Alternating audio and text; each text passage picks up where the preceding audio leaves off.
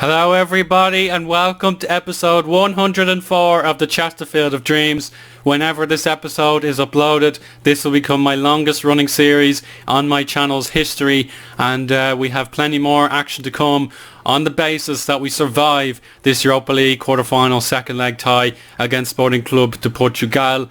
And in order for that to happen, we need it to be a goalless draw, we need to win outright, or we need 2 away goals, and for Sporting Lisbon not to score enough goals. So it is a realistic situation. If you don't remember the first leg, here it is for you now. You can see they gave away an own goal very early on in the tie. Cristiano Henrique got them back into it, and then Ashley Watson, a crucial penalty, secured the 2-1 victory at the ProAx Stadium, which was well deserved, but it's not going to matter one bit if Sporting Lisbon, who are 6th in the Liga Zone Sagres now, still not particularly good, but they could actually catch up to Guimarães there. But let's just check out their squad in greater detail while I have you. So their Sunday night game was a 3-2 win over Nacional.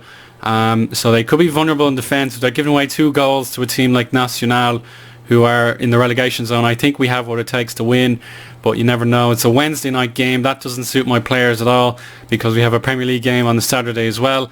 So let's just check out these guys, see if they have any major threats. Like Cristiano Henrique, as I mentioned, he's a good player.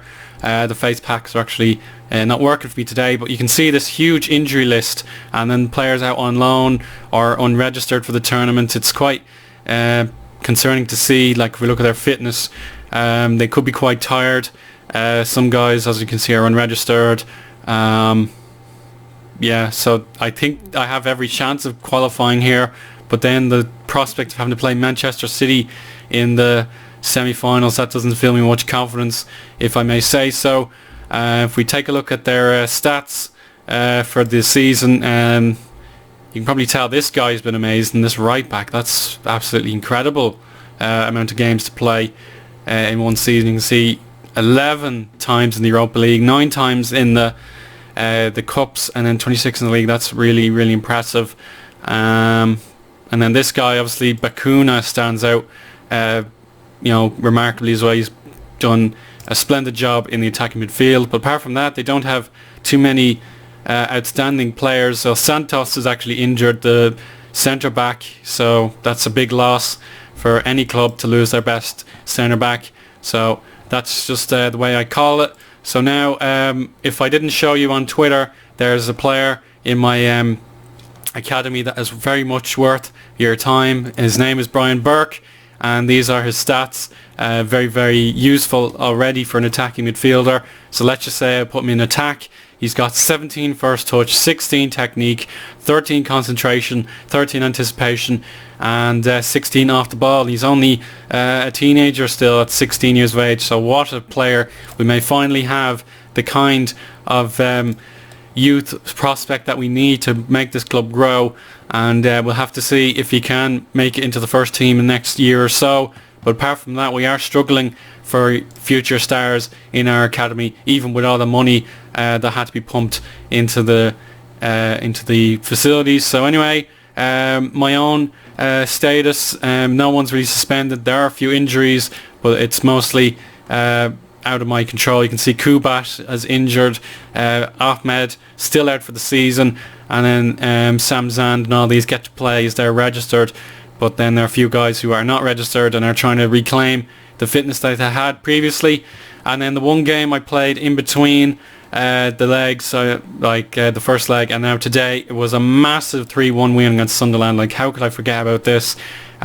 We had to win it in order to reclaim 4th position, as we had lost to Derby, of course, and it was Mesa, May and Meyer, the 3 M's, getting the job done there. Sunderland didn't have an answer until they broke through in the 90th minute, but it didn't matter, as we kept out the likes of Harry Kane and Dele Alli from our goal. So that puts us back into 4th position. We have our game in hand over Watford and Derby, so we could catch up to Chelsea if we get a run going, but bottling this 4th position will be a real travesty, and I want to avoid it. at all costs. But then look at Manchester City, for example.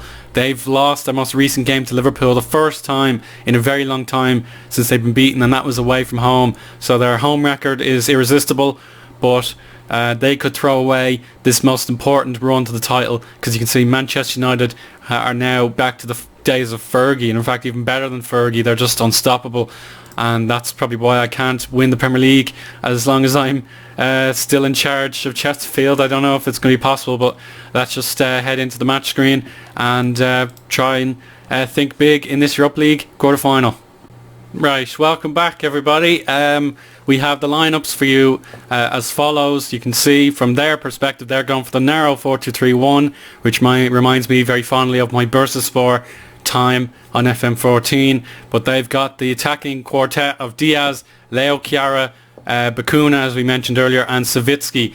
So he's probably their best player, Savitsky, but he is getting on a bit, so he could use his experience, or he could get exhausted or something, so we'll have to see. But their goal scorer from the first leg will be pushing up, trying to help the four in attack make their moves. But we've got Rahab Wan, Lenihan, Reeves, Hoogland and Bemboletta, my best two centre-backs on duty today, but Bemboletta certainly not worth ignoring. But then Stephenson and Boring in the midfield. Ashley Watson has the attacking midfield duty. Azuka and Kinsella on the wings, and then the informed Thomas Forza up front. So if he gets the away goal, he'll be very much back in the good books. So we're going to turn that off and we're going to turn that on, see what we can do. We'll turn that off as well.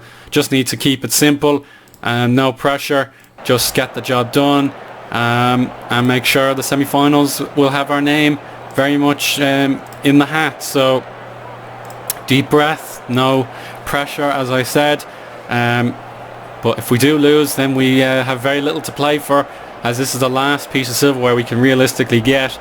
But winning the top four is the biggest objective of the season. You can't deny that. I miss the Champions League so much, and I'll do whatever it takes to get back into it. So let's get the kickoff going and see if we can win the Europa League as well. Here we go. And it is the team in green, of course, the home side, to get us underway. We are in our change strip of all white. But here's Adilson taking on Brian Boring in the early seconds of the match. Very good tackle to get things started. And Azuka manages to hit it over the crossbar, and I was messing with my team talk, so I couldn't see what happened. Now Azuka's in trouble. That's a yellow card, and yeah, not ideal. But if we keep a clean sheet, we're through. Doesn't matter what Sporting Lisbon do. We're under no illusions that a win is essential. It would help. Azuka now on the attack, cutting to the outside on his weaker foot, but Brian Boring has struck that very much into Benfica's ground. He hit it so waywardly. And now Adilson on the right hand side. Cristiano Henrique, through ball to Bakuna. Here's Diaz. If he scores here, Sporting Lisbon will go through on away goals, of course, but it's certainly not riveting live comm at the minute. We might go more direct and pump the ball into the box and float the ball in, but let me see. It's just a matter of going into the game. Frank Reeves, interception, finds Forza with a lovely pass. Kinsella is available, and there's Godwin Azuka, and that's the away goal. Oh, it's so important. He has been the live wire in the team. He's either gotten the yellow card for himself, or he scored the goal. So that's 3-1 in aggregate, and that should be the job done. Unless we concede twice, that'll be extra time. Let's just hang on in there till half time, get them in. Oh, Rahab Wan, what a dive to extend the arm and keep that one out for a corner. Sporting Lisbon try again. Bemboletta in the right place at the correct time, clearing it for Sporting Lisbon to deal with. So there you go, perfect first half. Really dull, if I may say so. I'm used to the dull football, as I went to a League of Ireland match and it was very lacklustre. But anyway, that's exactly what we needed to see. We'll turn that off and we'll go hit early crosses, so a variety will be appreciated. So perfect first half. I'll just say very pleased, but I'm using an assertive tone, as I believe that keeps the players somewhat competent. They don't switch off and give a nightmare performance. But there we go, 1-0 to the good. and we are 45 minutes away from a semi-final. But this is a Wednesday night tie, so we don't know the other results at the minute. And Frank Reeves is in trouble. He pushed him in mid-air. That would be a yellow card in rugby, but the referee feels very lenient today. No yellow card for what I felt was a nasty piece of professional fouling. But he has dished out the yellow cards already. Adilson, oh, great tackle. And here's the counter-attack. Forza goes to the outside. Lovely stuff, but Watson is available to retrieve it. He goes down himself. Azuka's in the right position. Goes with the right foot. Watson deflected it in. Emerson own goal. And it's game over here. Goodbye, Sporting Clube de Portugal. Thank you for playing. It's all over. 2-0 to Chesterfield. And it will take a minor miracle to be eliminated from here. It's a really fluky goal. We haven't played to our best, but to get 2 away goals is fabulous. I'm not going to be that critical of my players. They've done exactly what they needed to get the result, and I can't possibly complain from here. So the obvious trick I'm going to play, give Mark Davies his run out. He hardly gets to play, but his experience in the years coming, that'll serve him very well. So we'll give Davies and Sam Zand some play time, but I don't have to make any more substitutes unless there's an injury or a red card. And I'll be really shocked if my players lose discipline now. It does happen, but I just think my players are far more composed than what we've seen in the past. Here's Lebrun, lovely from Bemboletta, the assistant hero back in the day against Marseille, his former club, and that's an actual giveaway. And Azuka, oh, I don't believe it. That's not a red card. That is not a red card. Curse of the commentator strikes again, and I think Mesa will have to come on because he can play in attacking midfield. So Stephenson there, Samzan there, Watson there, and Mesa there. That's all I can do really. And yeah, it's going to dry out this match. There's nothing else to play for, but Savitsky will try again to score, and he misses completely. And so Sporting Lisbon will not be celebrating on the European stage this season. I don't know if they've won a European Cup in the past or a UEFA Cup. I haven't done my research in that regard, but either way, Chesterfield have never won anything in Europe, and I want to change that once and for all. Here's Yaramesa chesting the ball down, lovely control, cries foul, not going to get it, but Lenihan's bullet throw will end the game as soon as Claudio clears it. Lenihan doesn't care, he doesn't need to care, as we have celebrated a 2-0 win in Lisbon, and we go through to the semi-finals, and that is absolutely terrific. I might not sound too overjoyed, but I want to make the final if at all possible. Manchester City will have a decision to make. Will they go for the league title, or will they try and win the Europa League on top of it? But either way, composed and clinical 2-0 victory, and that just means we get our season very much on the right track. We keep it going. The Azuka goal and the Emerson own goal was all that could separate the teams, but we were far too good, and we deserved the win. So there you go. Ajax or Manchester City will be our opponents in the 6th and the 13th of May. That really is incredible. 15 days to prepare with these Premier League ties all in between. That's going to be desperately fatiguing, but we want to be in this game to win things, and that's exactly what's happened. And there you go, the Europa League quarter-final goes to us. So the likes of Bayern, Monaco, Inter and Gymnastic have all won the tournament, so no English representation in those last few years.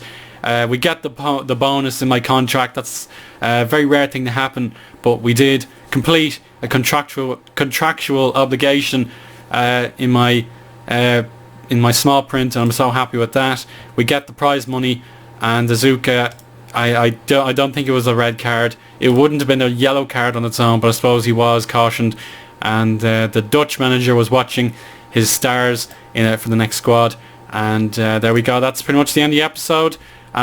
We'll quickly review the other quarter-final ties, and we'll see which out of Ajax or Man City we receive. So see you in one moment. And actually, I'm not subscribed to the UEFA Europa League in my subscriptions inbox, so the game just automatically processed in my universe, and then Manchester City have inevitably qualified for the semi-finals with us. So let's just see how that happened. Cologne managed to knock out Standard Liège in a thriller.